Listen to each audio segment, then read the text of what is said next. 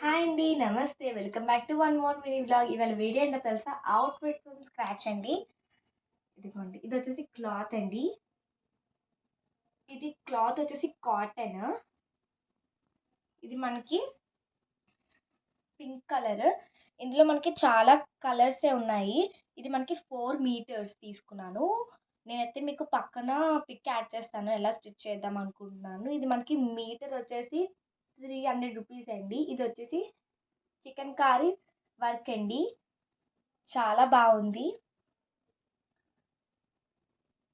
Bright colour అండి. Superb ఉంటది. పిల్లలకి ఫ్రాక్స్ కింద అయితే సూపర్ ఉంటది.